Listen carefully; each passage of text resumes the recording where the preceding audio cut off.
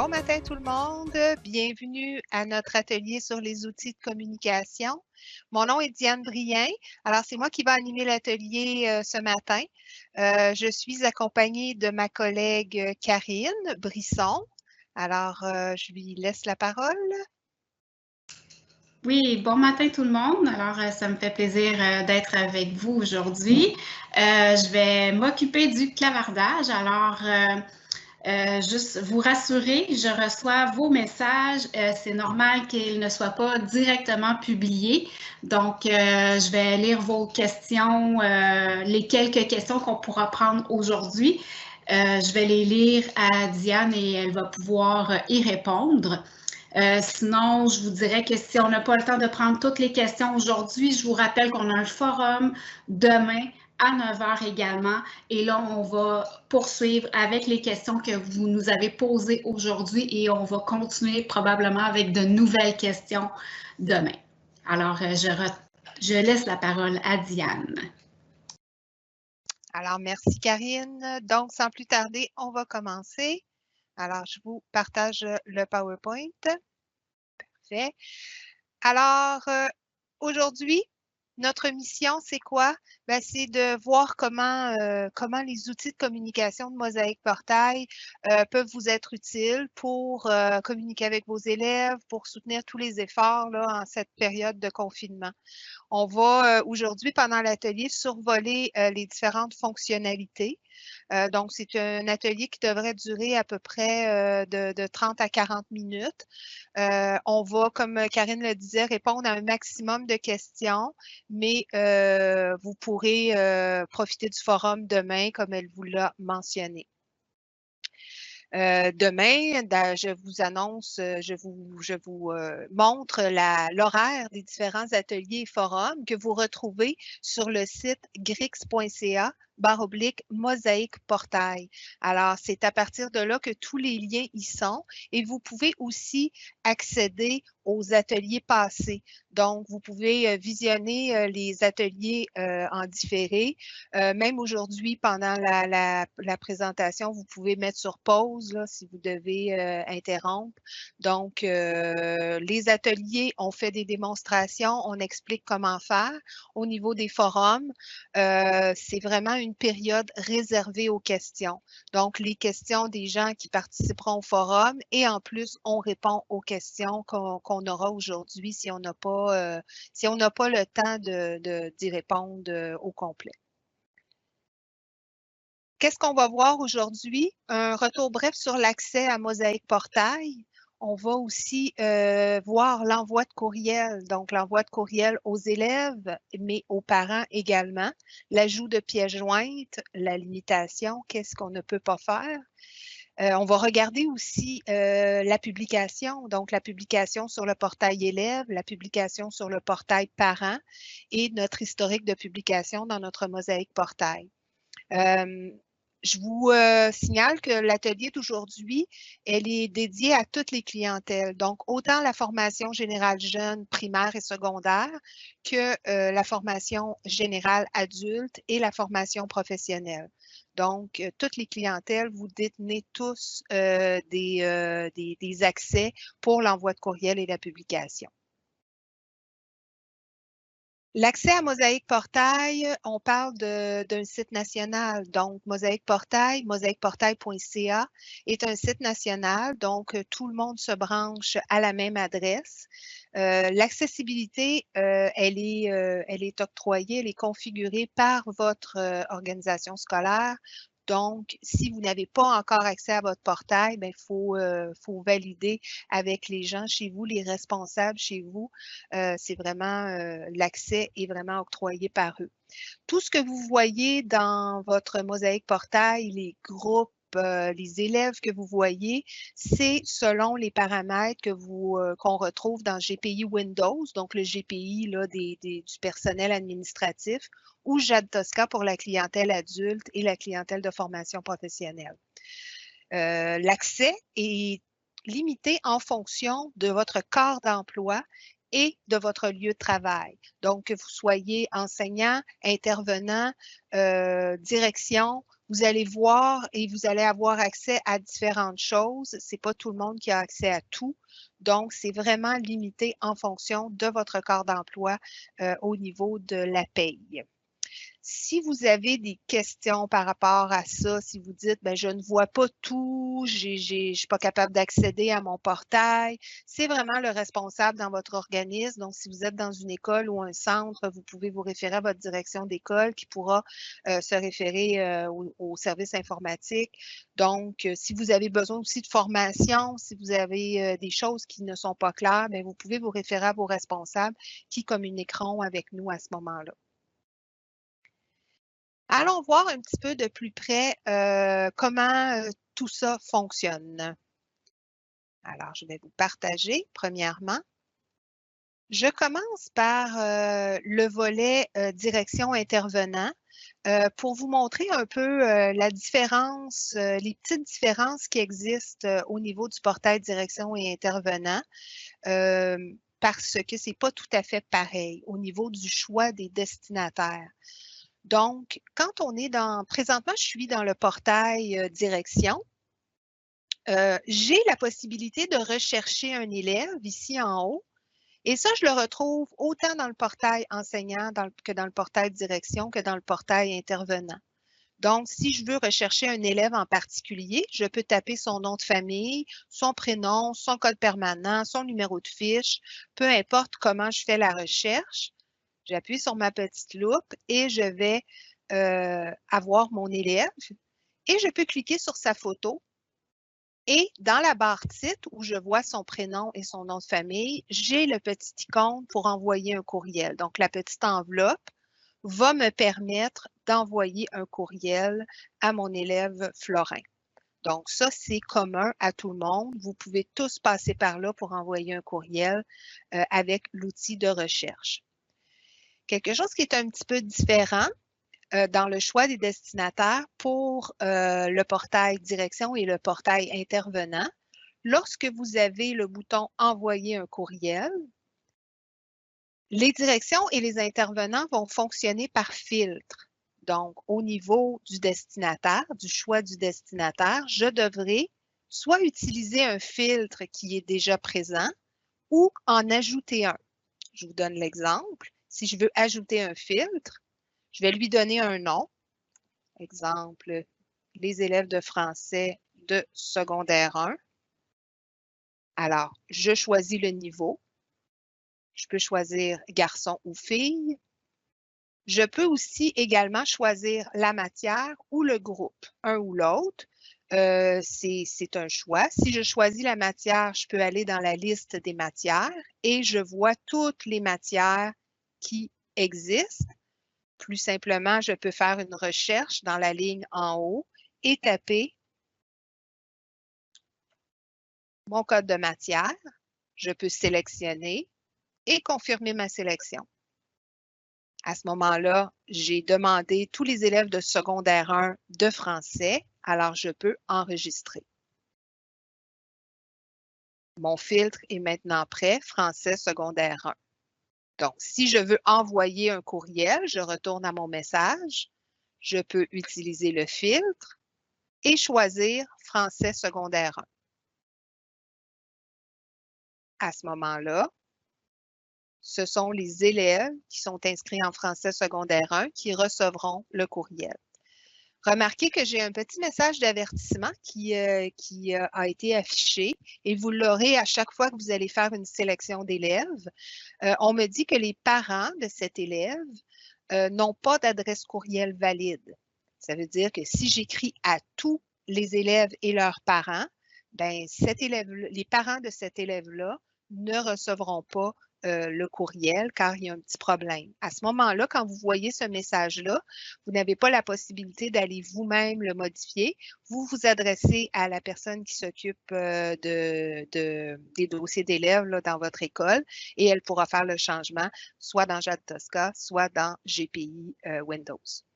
Donc, vous aurez toujours ce message.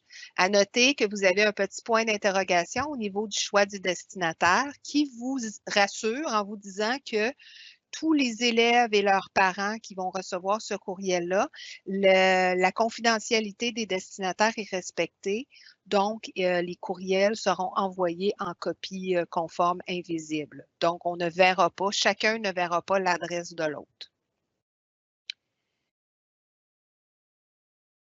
Donc, pour la suite, je vais passer au portail enseignant. C'était un peu ce que je voulais vous montrer au niveau de la différence dans le choix du destinataire, au niveau du portail directeur et au niveau du portail intervenant. On utilise un filtre.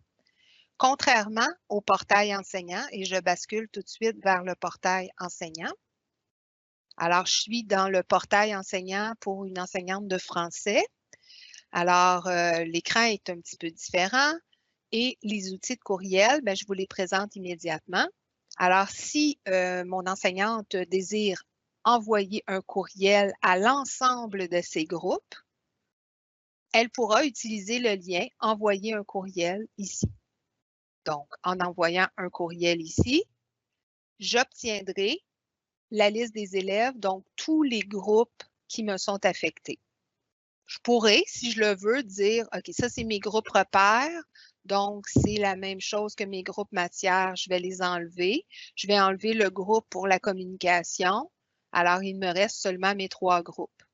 Donc, au lieu de faire un envoi à tous les groupes qui ont été sélectionnés, je peux, avec le petit X, faire du ménage. Si j'en supprime un, donc j'ai le groupe 3 et le groupe 6 maintenant, bien, je peux retourner au niveau de ma liste des élèves et resélectionner mon groupe 2, tous les élèves du groupe, et confirmer ma sélection. À ce moment-là, je n'ai pas perdu de groupe, tout est revenu. Si je veux, par contre, écrire un courriel à seulement un groupe, je pourrais passer par le lien et enlever tous les autres groupes, mais je pourrais également passer par ici, donc mon groupe 02, et cliquer sur les 3 petits points et envoyer un courriel. Ou je pourrais directement cliquer sur mon groupe et lorsque je vois les élèves de mon groupe, cliquer sur la petite enveloppe, envoyer un courriel. Ça donne le même résultat. Comme dans la recherche d'élèves tantôt que je vous ai montré, je pourrais également cliquer sur la photo de mon élève, accéder à son dossier et lui envoyer un courriel avec la petite enveloppe que vous voyez en haut. Donc, c'est différents chemins, même résultat, c'est le choix des destinataires qui varie. Donc, si je vais pour envoyer un courriel à mon groupe 02, il est ici. Je pourrais également décider de choisir les élèves auxquels est destiné le courriel. Donc, je pourrais enlever le crochet tous les élèves du groupe et simplement sélectionner, je vais en sélectionner juste 2, les élèves à qui je veux envoyer le courriel. À ce moment-là, je verrai dans ma liste de destinataires sélection du groupe FRA 108-02. Donc, ce n'est pas le groupe au complet, c'est seulement une sélection. Donc, c'est un choix. Vous pouvez également rajouter des groupes à partir d'ici si vous le souhaitez.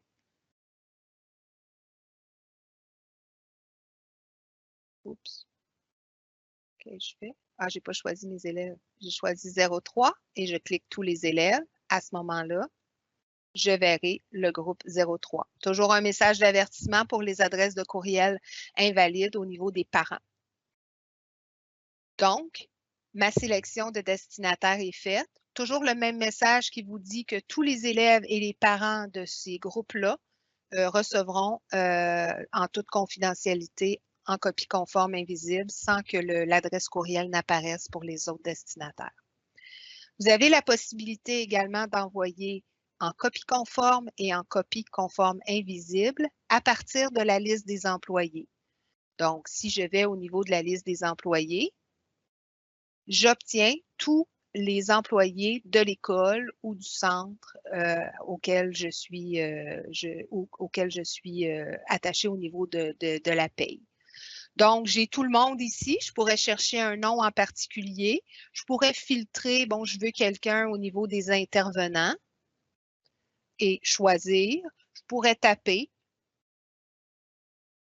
Donc, je veux envoyer la copie à Malika. Et voilà.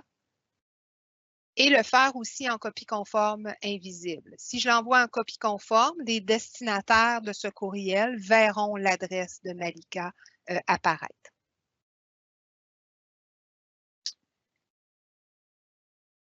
J'écris un sujet. Je choisis quel est le destinataire de mon courriel. Est-ce que je vais envoyer aux élèves ou également aux parents? Alors, je peux cliquer sur oui ou sur non selon à qui je veux envoyer ce courriel. Pardon, je suis en train de m'étouffer. J'ai des possibilités de texte enrichi, donc je peux changer la police, faire des retraits, copier-coller. On va souvent demander d'utiliser les touches de raccourci CTRL-C et CTRL-V pour faire le copier-coller. Alors, on a la possibilité de travailler notre texte un peu. Alors, j'écris mon courriel. Remarquez ici que j'ai une signature qui est apparue parce que j'ai la possibilité d'ajouter une signature quand il n'y en a pas ou de la modifier si elle existe. Alors, je pourrais aller modifier ma signature et inclure mon nom de famille. Voilà. Donc, ça va afficher jusqu'à temps que je l'efface si je ne veux pas voir ma signature apparaître à chaque fois. J'ai la possibilité de joindre des fichiers. Donc ici, j'envoie les devoirs de la semaine à mes élèves. Donc, je pourrais joindre le fichier qui contient tous les devoirs de la semaine. Donc, j'aurai à ce moment-là une pièce jointe dans mon courriel. Petit mot sur les pièces jointes. Contrairement à de l'information qui circule et même qui a circulé dans les premiers ateliers qu'on a donnés, on a fait une rectification hier. Donc, les pièces jointes. Chacune des pièces jointes qui est incluse dans votre courriel ne doit pas excéder 3 MB. Donc, si vous avez une vidéo, quelque chose qui est assez volumineux, si ça dépasse 3 MB, ça ne pourra pas partir. Un courriel ne peut pas excéder, avec toutes ces pièces jointes, 34 MB. Donc, vous pourriez avoir des petites pièces jointes d'1 MB, alors vous pourriez en avoir jusqu'à 33. Il n'y a pas de limite en autant que ça ne dépasse pas 34 MB en tout et que chaque pièce jointe a 3 MB. Donc, ça, c'est important. J'ai la possibilité également d'envoyer 500 courriels à la fois. Donc, pour les enseignants, c'est peut-être pas tellement un problème. Par contre, c'est sûr que quand on multiplie l'adresse courriel de l'élève et ses 2 parents, bien, à ce moment-là, on peut se retrouver rapidement à dépasser le nombre maximum de 500. Alors, à ce moment-là, il faut le faire en plusieurs envois. Donc, séparer notre envoi. Si vous êtes au niveau de la direction ou si vous êtes un intervenant, bien, vous pourriez faire un filtre qui engloberait pas tout le monde, là, puis faire plusieurs filtres pour être sûr de rejoindre tout votre monde. Vous avez la possibilité de demander un accusé de réception. Donc, l'accusé de réception, faites attention, ce n'est pas tous les applications de courriel qui les gèrent. Donc, l'accusé de lecture va être reçu dans votre boîte de courriel si le courriel de la personne autorise les accusés de lecture. Et vous pouvez envoyer votre courriel. Et le courriel est parti. Les courriels, je retourne à la page d'accueil. Les courriels, vous n'avez pas de boîte d'envoi, vous ne voyez pas les éléments que vous avez envoyés au niveau des courriels dans votre mosaïque portail. Les courriels sont envoyés à partir de votre compte Office 365 et c'est là que vous allez également pouvoir recevoir des réponses. Donc, je bascule vers Office. Donc, l'enseignante ouvre son Office, peut ouvrir son Outlook et verra au niveau de sa boîte de réception les messages, soit les accusés de lecture ou soit les messages de non-remise. Là, dans ce cas-ci, c'est un environnement test, donc c'est normal. J'ai eu des rejets là, au niveau de certaines adresses courriels. L'enseignant pourra également voir, l'enseignant, la direction ou les intervenants pourront également voir les éléments qu'ils ont envoyés. Donc, ça, c'est tous les éléments que j'ai envoyés là, depuis quelques temps. Donc, c'est à l'intérieur de votre boîte Office 365 que vous allez pouvoir recevoir les réponses dans votre boîte de réception. Et donc, si les parents, les élèves vous répondent, vous posent des questions, c'est à même Office 365 que vous allez recevoir le tout. Donc, j'ai envie d'arrêter un petit peu, de faire une petite pause et d'en profiter pour répondre aux questions. Donc, Karine, est-ce que nous avons des questions?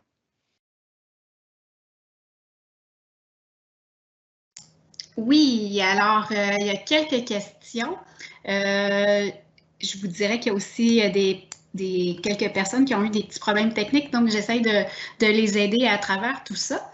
Mais on a reçu quand même quelques questions. Alors ici, j'ai « Peut-on trouver un élève qui n'est pas le nôtre? » Oui, vous pouvez, en faisant une recherche, et j'ai laissé le portail ouvert là, pour vous montrer, si vous cherchez un élève qui ne vous appartient pas, qui ne vous appartient pas, c'est un bien grand mot, à qui vous n'enseignez pas.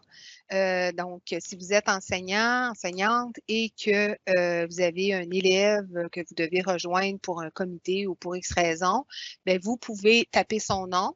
Vous allez accéder à son dossier, un peu la même chose comme je vous ai montré. Et à ce moment-là, vous aurez accès à la petite enveloppe pour lui envoyer un courriel. Alors, nous avons ici une question de Maude qui demande « Pour la petite enveloppe à côté du nom de l'élève au primaire, est-ce pour un courriel à l'enfant ou aux parents qui est envoyé? » Lorsque je vais dans le dossier, à la petite enveloppe à côté du nom, j'accède directement au même écran de courriel et je choisis à qui est destiné mon courriel. Donc, si je l'envoie et à l'élève et aux parents, les deux le recevront. On s'entend que l'enfant a un compte Office 365 à son école. Il pourrait accéder à Office et aller lire ses courriels. Tout dépend du niveau, bien sûr. C'est toujours plus sûr d'inclure les parents dans les envois là, pour les enfants primaires.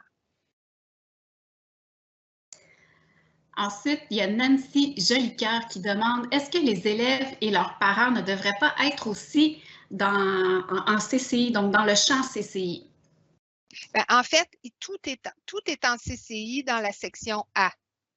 Donc, les destinataires, aussitôt que vous choisissez un groupe, une sélection d'élèves à l'intérieur d'un groupe, et bien sûr, ça inclut les parents pour le primaire et le secondaire, tout est en copie invisible. Les intervenants, les autres personnes à qui vous voudriez envoyer un courriel, c'est à ce moment-là que vous choisissez si vous voulez qu'il soit visible ou non. Alors ici, on a une question qui demande comment un enseignant qui n'a pas de groupe, donc exemple un orthopédagogue, peut-il écrire à ses élèves? Donc s'il y a des groupes d'élèves, comment il va faire? Si vous êtes au niveau du portail intervenant, je vais traverser l'autre côté. Puis ça, bien, gênez-vous pas pour écrire une précision là, dans le clavardage si je suis à côté je réponds à côté, là. Mais si vous êtes orthopédagogue, vous allez avoir cet écran-là. Donc, vous allez fonctionner par filtre. Et au niveau du filtre, disons que j'ajouterai un filtre, vous allez avoir la liste des groupes et vous allez pouvoir sélectionner des groupes repères ou des groupes matières, etc. Vous n'avez pas la possibilité, en tant que direction ou d'intervenant, de sélectionner comme un enseignant, un élève en particulier, plusieurs élèves en particulier.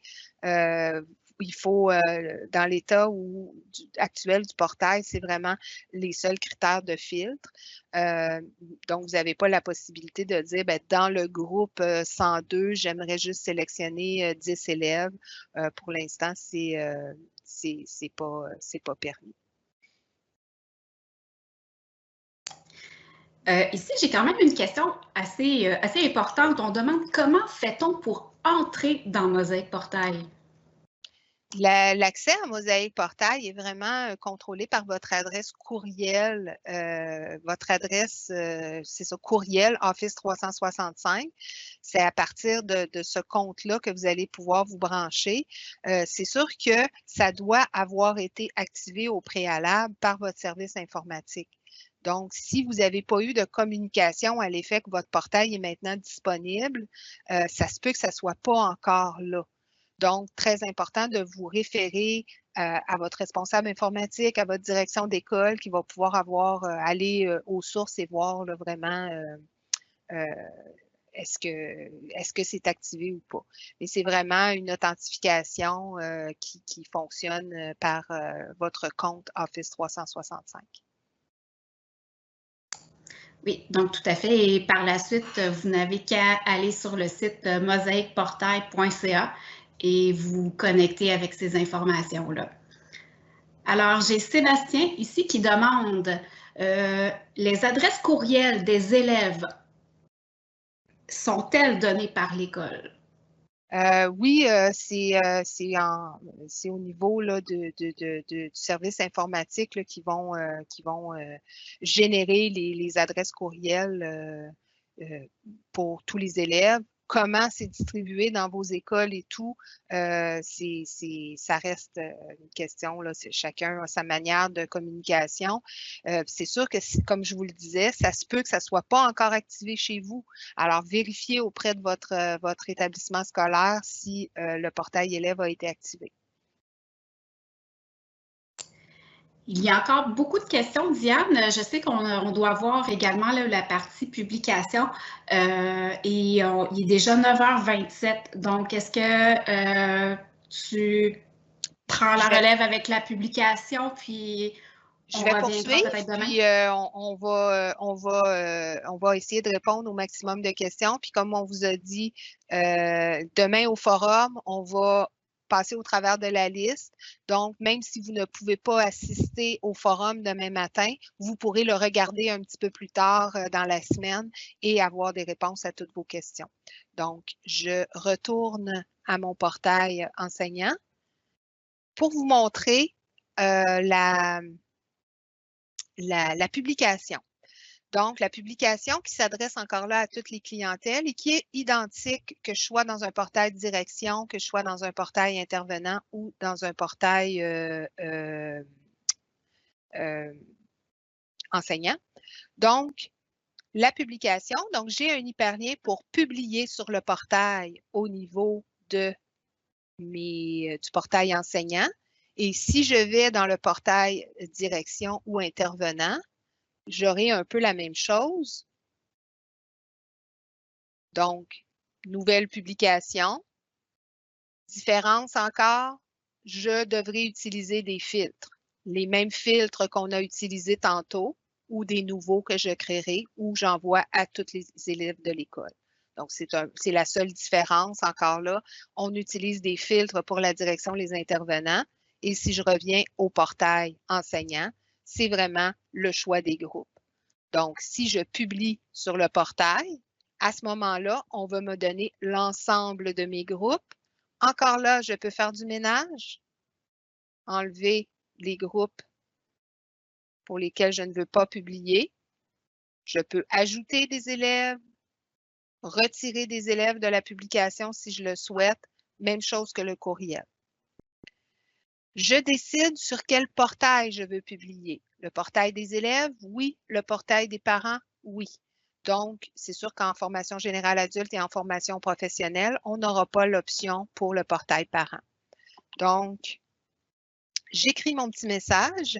Le message qu'on va publier, c'est un message qui je veux un peu plus général. Si on a besoin de de rejoindre des parents ou des élèves pour des rencontres spécifiques, souvent, ce n'est pas la publication qu'on va utiliser parce qu'une publication, ça implique que le parent et l'élève doivent accéder à leur portail pour voir le message. Je vais vous le montrer tantôt ce que ça donne.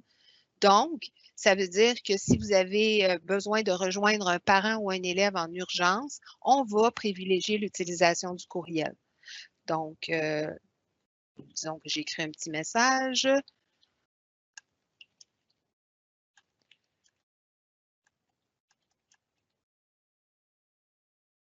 Alors, nous allons à la bibliothèque vendredi. On veut aviser les parents et les élèves de ne pas oublier les livres. Alors, j'ai écrit mon message. J'ai la possibilité d'inscrire en tout 500 caractères dans mon message. Alors là, il m'en reste 434 avec le message que j'ai indiqué là. Si vous avez un long message à écrire, il faudra peut-être publier en 2 fois. Je peux prévisualiser. Donc, si je prévisualise, je verrai comment je vais le voir apparaître dans le portail. Donc, la date, le nom de la personne qui a publié et le message. Et je peux publier le message. Je peux également publier pour un groupe seulement. Donc, si je vais sur les 3 petits points ou si j'accède à mon groupe directement, même résultat, je peux publier. À ce moment-là, je publie sur le portail des élèves et des parents pour un seul groupe. Donc, même chose. Qu'est-ce que ça donne au niveau de l'élève et au niveau du parent? Je vous montre ça. Je me dirige vers un portail élève. Donc, présentement, ce que vous voyez, c'est le portail élève de mon élève Florin. Alors, je vais rafraîchir parce qu'il était déjà ouvert. Et au niveau de sa section message, il y a moins d'1 minute, Candice Farago a publié « N'oubliez pas vos livres vendredi, nous allons à la bibliothèque ». Donc, le dernier message est toujours affiché en haut, les anciens messages à la fin. Au niveau du portail parent, je suis dans le portail parent que je vais rafraîchir également.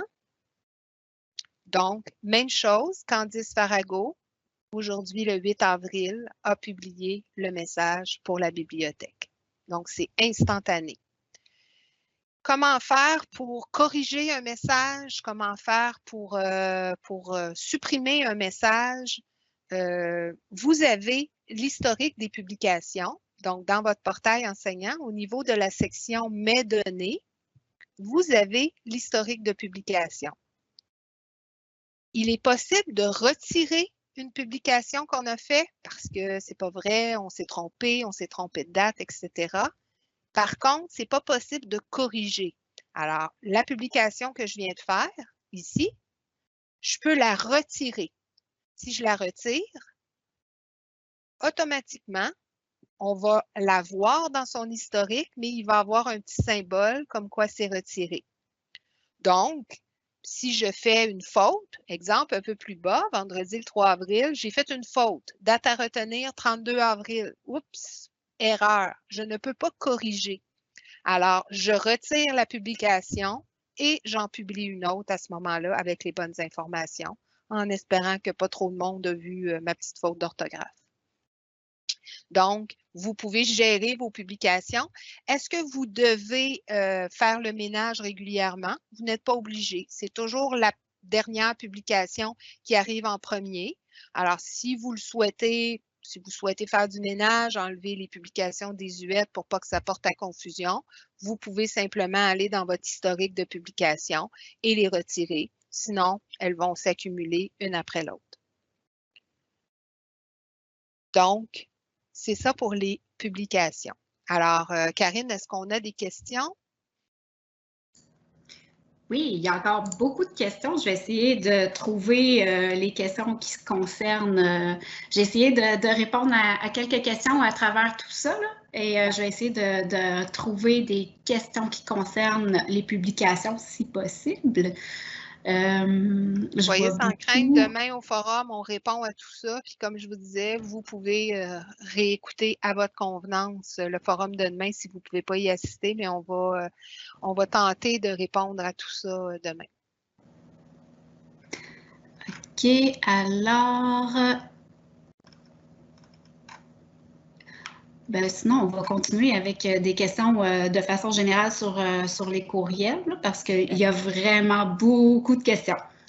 Alors, de toute façon, comme Diane vient de le dire, là, on va prendre le temps demain de passer probablement à travers les questions là, que vous avez aujourd'hui.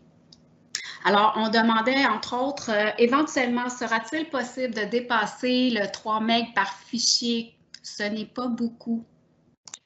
Cette limitation-là, elle est imposée par Office 365.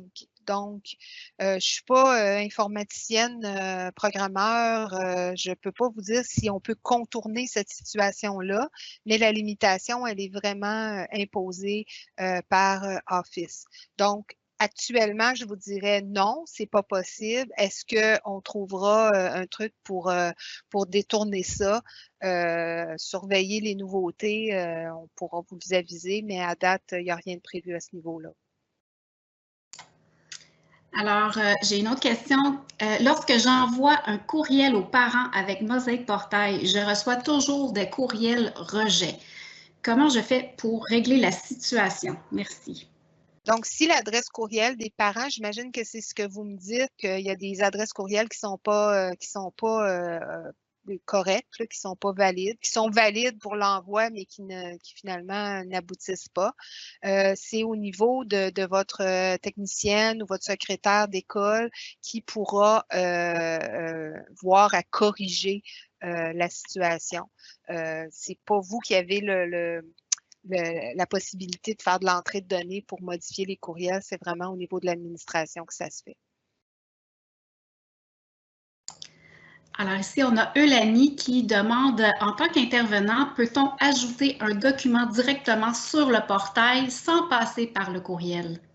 Vous pouvez partager les ressources. Donc, vous avez des documents que vous pouvez conserver dans un répertoire partagé. Juste une seconde, Diane. Oui. C'est juste qu'on parle d'intervenants. Donc, les enseignants, oui, c'est possible, mais les intervenants ne sont pas en mesure de partager des ressources. C'est vrai, c'est vrai. Donc, ce n'est pas possible pour le moment. Par contre, quand vous avez des idées comme ça, des suggestions pour améliorer le portail, moi, je vous invite à soit joindre le groupe Facebook des collaborateurs Mosaic Portail. Oui, c'est écrit enseignant, mais peu importe que vous soyez enseignant, direction ou intervenant, vous pouvez vous joindre à ce groupe-là et proposer vos idées. Vous pouvez également passer par vos services informatiques ou services pédagogiques qui, eux, peuvent communiquer avec nous pour transmettre ces belles idées-là que vous avez. Donc, voilà. Alors, prochaine question. Pourquoi les orthopédagogues n'ont pas accès aux données des élèves? Tout est configuré selon il y a divers documents, là, je ne les ai pas en tête. Vous allez pouvoir retrouver sur grix.ca, corrige-moi si je me trompe, Karine, il y a un document sur l'accès aux élèves. C'est sûr que tout a été réfléchi en fonction du rôle de chacun et des différents documents de loi là, qui est les accès là, pour les renseignements personnels. Donc, tout est présentement, c'est comme ça. Par contre, comme Karine l'a dit, si vous constatez que pour exercer votre travail, bien, vous avez besoin de plus d'accès, il faut nous en faire part pour qu'on puisse voir si on peut rectifier la situation. Alors, il y a des documents dans Mosaic Portail, dans grix.ca/Mosaic Portail qui vous donnent un peu l'information de qui a droit de voir quoi et selon les rôles de chacun. Donc oui, effectivement, le document est là, je le confirme. Et prochaine question ici, on nous demande, est-ce qu'il est possible de garder en brouillon un courriel? Malheureusement, non. Si vous quittez sans envoyer le courriel, votre courriel sera perdu. Il ne va pas aller se placer dans la boîte la boîte, mon Dieu, je me souviens pas, les brouillons là, au niveau de Office 365, au niveau de votre boîte courriel. Donc, vous allez perdre votre courriel si vous ne l'envoyez pas. Alors, il y a Karine qui demande, peut-on utiliser cette plateforme pour communiquer en direct avec les parents? Exemple, des cours en direct. Là, je ne sais pas si on parle de Mosaïque Portail ou de Teams.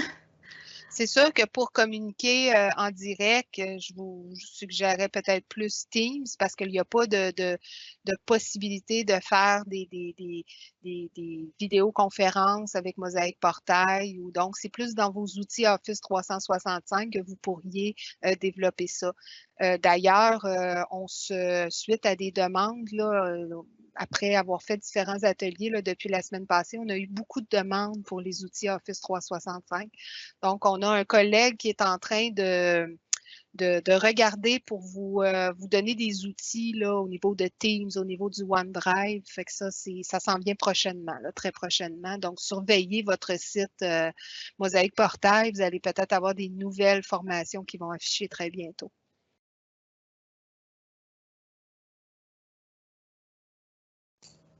Oui, alors, pour une prochaine question, est-ce que c'est possible d'utiliser les groupes de courriels que nous avons déjà formés? Les destinataires au niveau des courriels vont toujours être les groupes auxquels vous avez accès dans Mosaïque Portail. Alors, vous ne pouvez pas ajouter des groupes ou utiliser ceux qui sont déjà formés. Ça vient vraiment, là, tout part de GPI Windows qui a été fait par l'administration. Donc, vous n'avez pas la possibilité d'ajouter des groupes ou d'utiliser les groupes existants. Alors ici, il y a Anne-Julie qui demande « Bonjour, j'aimerais savoir si c'est possible de créer un groupe d'envoi. Par exemple, je pourrais envoyer les devoirs de la semaine seulement aux parents qui le désirent sans avoir à sélectionner les élèves à chaque fois. » Non, malheureusement, là, ça revient un peu à ce que je viens de vous dire. C'est pas possible présentement de créer vos propres listes de destinataires. D'accord. Et je ne sais pas, Diane, si tu as fait la démonstration, mais il y a Stéphanie ici qui demande sur le portail direction, comment faire pour faire une recherche pour avoir accès à un groupe complet, donc la liste des élèves de ce groupe-là. Donc, si je vais au niveau du portail direction que vous voyez à l'écran, je vais envoyer un courriel. La publication, c'est le même filtre. Vous pouvez faire un filtre, donc ajouter un filtre. Et je pourrais le faire au niveau du groupe. Donc, au niveau du groupe, liste des groupes, je vois les groupes repères et les groupes matières également qui sont ici. Donc, je peux rejoindre mes groupes de cette façon-là, soit par le groupe repère ou soit par le groupe matière. Donc, je peux me conserver un fil pour un groupe en particulier en mettant le critère groupe dans mon filtre. Karine, le temps passe et je veux m'assurer s'il y a des gens, je ne veux pas retenir les gens parce que je sais qu'il y a d'autres ateliers ce matin, je pense. En tout cas, il faudrait regarder l'horaire. Donc, je vais poursuivre et ce que je propose, c'est de répondre à vos questions demain lors du forum qui aura lieu à 9 h. Puis, vous pourrez le regarder à votre convenance si vous ne pouvez pas être présent. Donc, je termine ma présentation. Des choses à retenir, courriel, un maximum de 34 MB en tout, 500 courriels à la fois maximum. La taille maximum pour chaque pièce jointe, c'est 3 MB. Au niveau des publications, un message un peu plus général et on ne peut pas inclure de pièces jointes dans une publication.